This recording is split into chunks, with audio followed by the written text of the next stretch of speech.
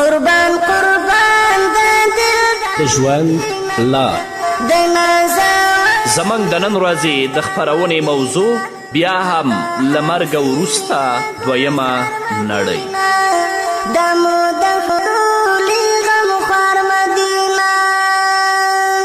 بسم الله الرحمن الرحیم. الحمد لله رب العالمين حمد الشاكرين، الصلاة والسلام على سيد الأنبياء والمرسلين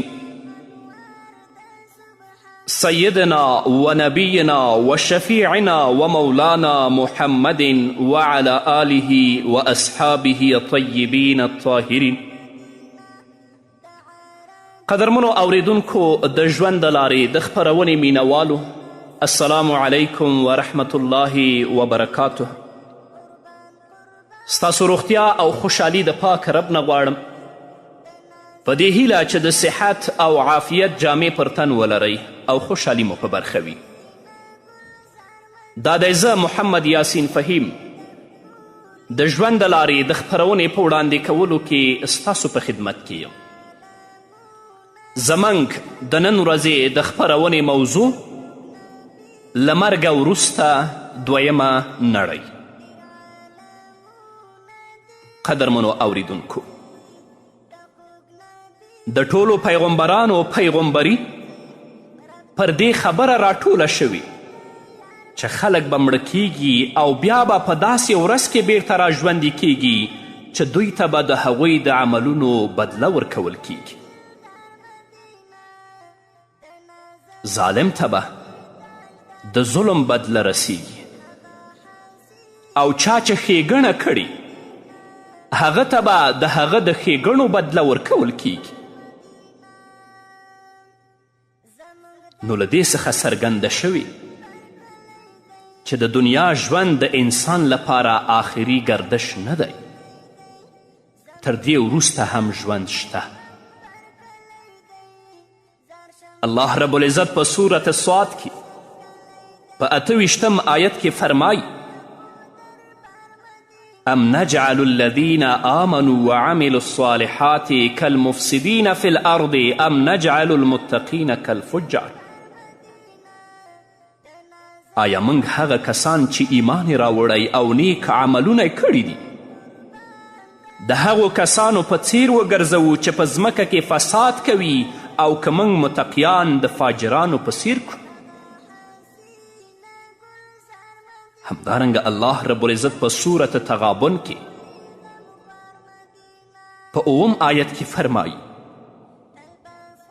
زعم الذين كفروا ان لن يبعثوا قل بلى وربي لتبعثن ثم لتنبئن بما عملتم وذلك على الله يسير.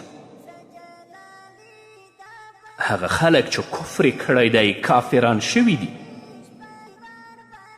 ګمان کوي چې دوی به هیڅکله راپا نه څول شي. ته ورته ووایه ولې نه ستا پر رب مې د قسم وي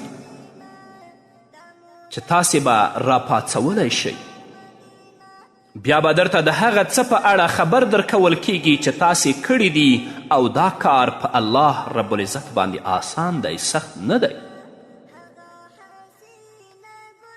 نو د آخرت په ورځ ایمان لرل د ایمان له ارکانو څخه یو رکن دی.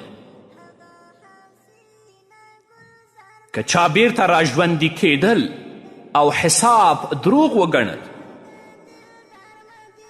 نو ده پر لوی الله رب العزت باندې کفر وکړه، لکه چې الله رب العزت په صورت اعراف کې 45 آیت کې فرمایي: الذين يصدون عن سبيل الله ويبغونها عوجا وهم بالآخرة كافرون. هغه کسان چې خلک د الله تعالی له لارې اړوي او په دې لار کې کوږوالی لټوي، وهم بالآخرة کافرون، دوی په آخرت باندې کفر کوي، یعنی په آخرت باندې کافر دي، بعث بعد الموت نه مني، د حساب ورځ نه مني. نو پر آخرت د ایمان لرلو څه معنا ده؟ مرګ څه شی دی؟ په قبر کې به څه کیږي، حوض څه شی دی، میزان څه ته وایي، د صراط پول څنګه دی، عملنامه څه ته ویل کیږي، د جنت او دوزخ څه حال دی، د آخرت ناشنا پیښې کومې دي، په قیامت کې به د خلکو څه حال وي او کله به موږ په آخرت کې خپل رب وینو. راځئ چې دویمې نړۍ ته په سفر لاړ شو.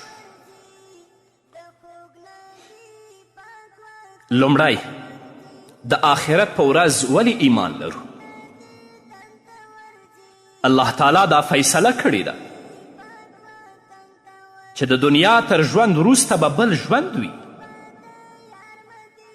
موږ ته الله رب العزت په خپل کلام کې او نبی کریم صلی الله علیه وسلم په خپلو احادیثو کې د هغې پیښې بیان کړي دي.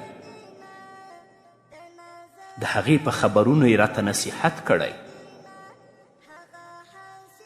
پر دې ورځ ایمان لرل او د دې لپاره تیاری کول یې پر موږ واجب ګرځولی دي. د آخرت د ورځې را یادول انسان د نیکو عملونو په کولو کې تیزوي، د خیر کارونو ته یې بیړه پیدا کوي، پریشانی او غم ترې شړي، په ظلم کې له اخته کېدو یې لرې ساتي او په کمزورانو له حملې کولو یې ژغوري. لکه چې الله رب العزت په خپل کلام کې په سورة انبیا کې په 43 آیت کې فرمایي: وندع الموازین القسط لیوم القیامة فلا تظلم نفس شیئا وإن كان مثقال حبة من خردل أتینا بها وکفا بنا حاسبین. الله فرمای موږ به د قیامت په ورځ د انصاف تلې ږدو، پر هیڅ یو نفس به ظلم نشي کیدی. که د انسان عمل د اوري د دانې په څیر هم وي نو موږ به یې راوړو او موږ پوره حساب کوونکي یو. وکفا بنا حاسبین. همدارنګه الله رب العزت په سورة طه کې په 111 آیت کې فرمایي: وعنت الوجوه للحي القیوم وقد خاب من حمل ظلما. او مخونه به هغه ذات ته ذلیله شي چې همیشه ژوندی او د عالم تدبیر کوونکی دی، او هغه کس به بیمراده او تاوانی وي چې ظلم یې بار کړی وي. همدارنګه د بخاري حدیث ده، نبی کریم صلی الله علیه وسلم فرمای: له چا سره چې د چا د عزت او یا بل شي د ظلم برخه وي نو اوس دې په دنیوي ژوند کې د هغه نه ځان خلاص کړي، مخکې تر دې چې داسې ورځ به راشي چې بیا به روپۍ او اشرفۍ نه وي. که نیک عمل ورسره وي نو د هغه د تیری او د هغه د ظلم په کچه به ترې واخیستلی شي، او که نیکي نه وي نو د مظلوم بدۍ به راواخیستلی شي او پر ده به واچولی شي. څوک چې د آخرت په ورځ ایمان لري نو په دې سره له فساد او الحاد څخه بچ کیږي. البته هغه کسان چې هغوی د آخرت په ورځ کفر کوي، له مرګه وروسته ژوندي کیدل نه مني، نو له هیڅ ناوړه او ناروا کار څخه هغوی نه بندیږي. لکه چې الله رب العزت په سورة مؤمنون کې 4 آیت کې فرمایي: وإن الذين لا يؤمنون بالآخرة عن الصراط لناكبون. او هغه خلک چې په آخرت ایمان نه لري نو له سمې لارې څخه اوړي، له سمې لارې څخه اوړېدونکي دي.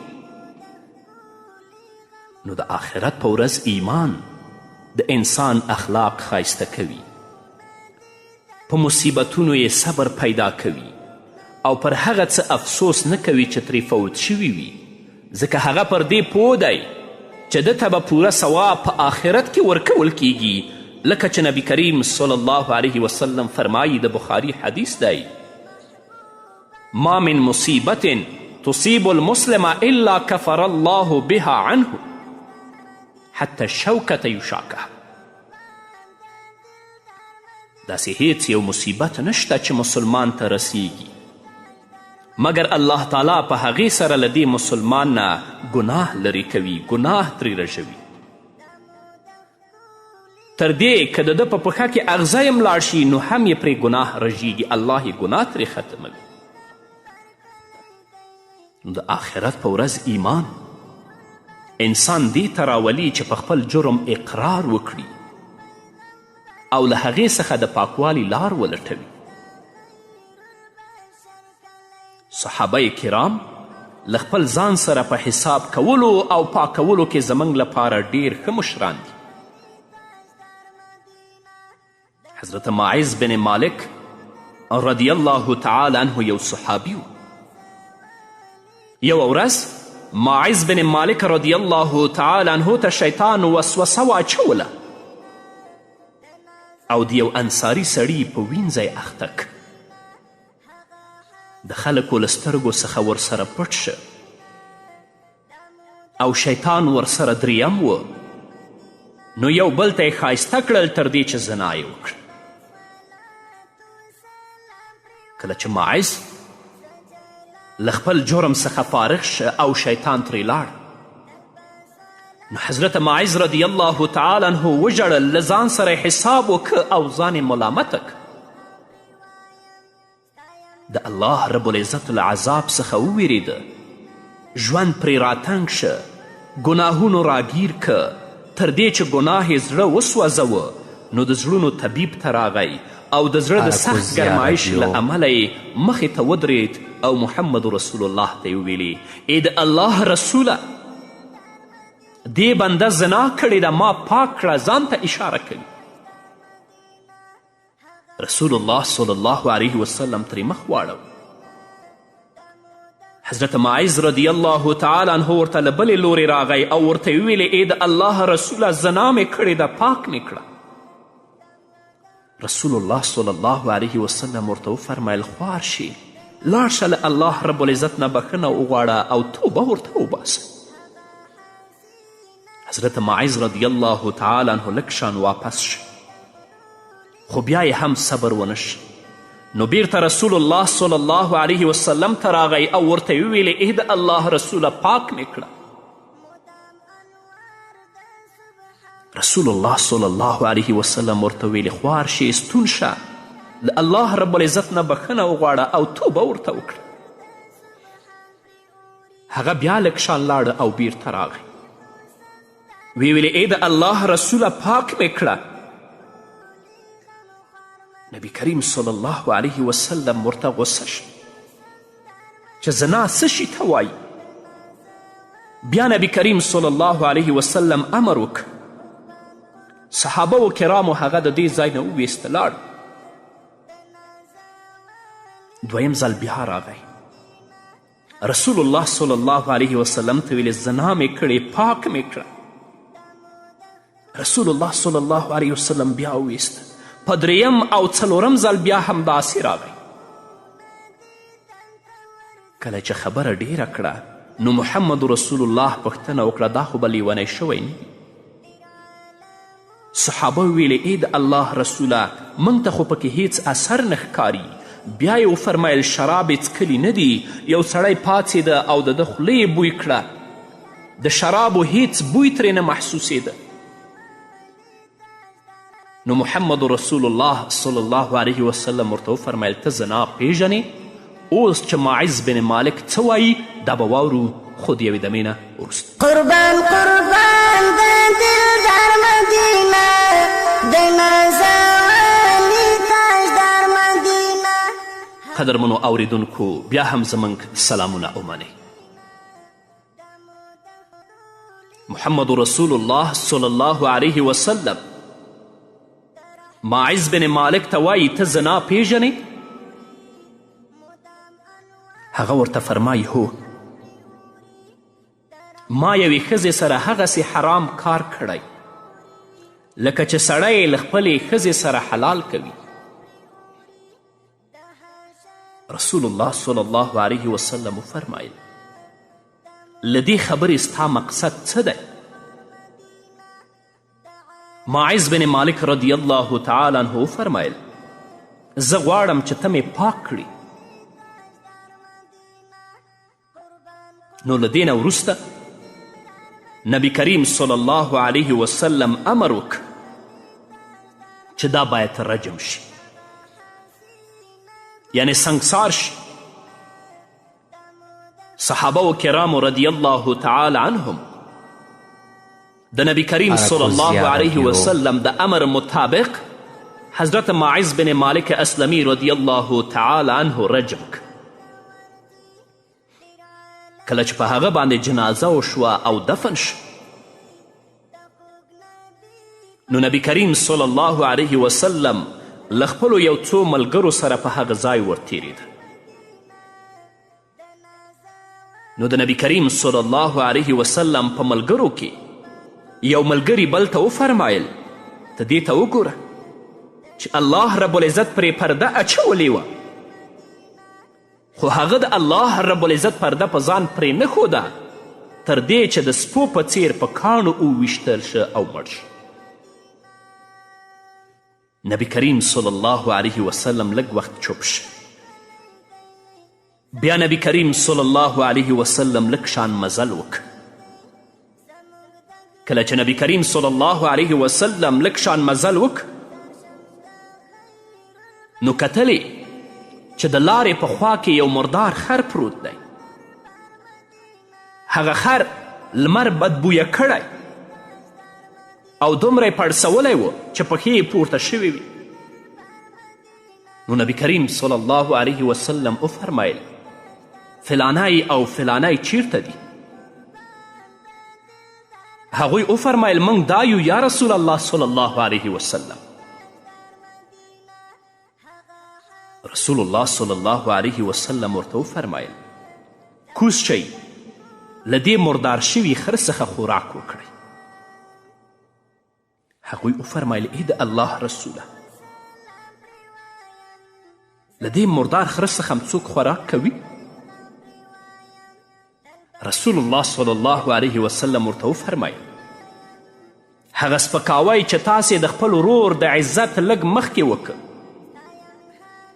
د دې مردارې له خوړو څخه ډیر سخت دی. هغه خو داسې توبه وکړه که د ده توبه د یو پوره امت په منځ کې وویشل شي نو هم یې بس ده.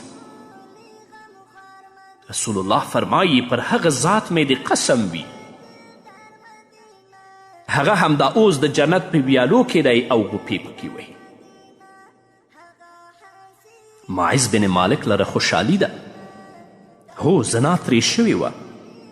هغه پرده چې د هغه او د الله تعالی په منځ کې وه څیرې کړه. خو کله چې له ګناه څخه فارغ شه، خوند یې ختم شه، افسوسونه یې پاتې شول، خو بیا داسې توبه یې وکړه که په پوره امت وویشل شي نو هم یې بس ده.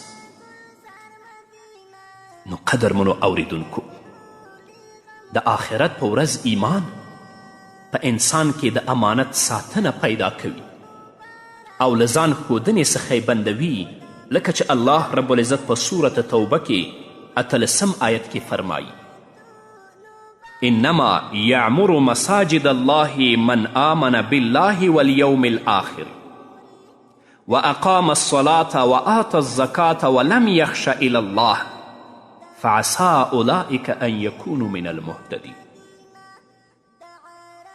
بېشکه د الله تعالی جماعتونه هغه څوک جوړوي چې پر الله تعالی او د آخرت په ورځ ایمان لري، لمنځونه کوي، زکات ورکوي او یوازې له الله تعالی څخه ویریږي، نو امید دی چې دا خلک به له هدایت موندونکو څخه شي. نو د آخرت په ورځ ایمان انسان دې ته راولي چې په خپل جرم اقرار وکړي او له هغې څخه د پاکوالي لار ولټوي. نو قدرمنو اوریدونکو، له مرګه وروسته دویمه نړۍ دا خپرونې تعقیب کړئ، پوره شوق او رغبت سره یې واورئ. انشاءالله چې ستاسو په ژوندون کې به پوره بدلون راشي. په همدې هیله قدرمنو اوریدونکو، دا وه زموږ د نن ورځې خپرونه چې ستاسو درانه حضور ته وړاندې شوه. تر بلې خپرونې پورې چې زه بیا هم ستاسو درانه حضور ته راځم، تاسو ټول په لوی او بخښونکي الله سپارم. پاتې ژوند مو نیکمرغه، ښاد، بریالي او کامیاب اوسئ. هغه